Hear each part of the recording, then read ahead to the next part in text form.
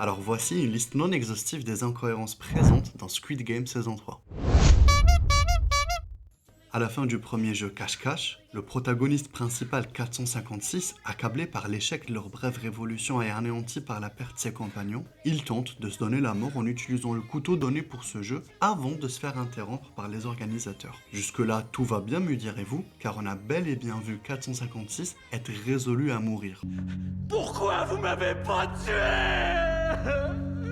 Or, il avait bien 30 minutes entières pour mettre fin à ses jours, mais ne l'a pas fait. Et pire encore, il s'est forcé à tuer quelqu'un pour gagner le jeu et continuer à vivre, alors qu'il prétend vouloir tuer personne et vouloir mourir. Mais ce n'est pas fini. Plus bête encore, la personne tuée est un camarade de la Révolution, qui, rappelons-le, ne les a nullement trahis puisque dans les faits, il a simplement eu trop peur de les aider.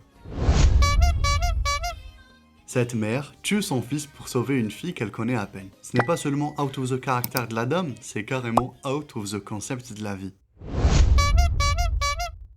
À la veille du jeu final, l'hôte des jeux interdit d'avoir recours à la violence en dehors des jeux. La violence physique entre les joueurs ne sera plus tolérée.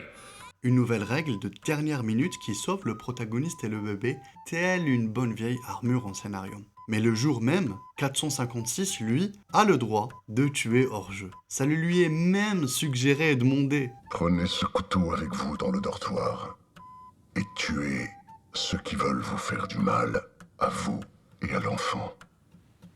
Alors c'est interdit de s'entretuer hors jeu ou pas finalement? D'autant plus qu'ici, le changement de règle ne sert aucunement à divertir. Où est donc passé le souci du divertissement si cher au maître du jeu? Si les règles sont changeantes au nom du spectacle, quel plaisir y a-t-il à contempler un massacre nocturne et silencieux? Mais l'incohérence ne s'arrête pas là. Il faut encore interroger ce geste abscon de l'hôte. Offrir à 456 un couteau. Un couteau à un homme qui l'a trahi, torturé, manipulé et dont l'instabilité émotionnelle n'est plus approuvée. C'est vraiment tendre le bâton pour se faire hagar en fait.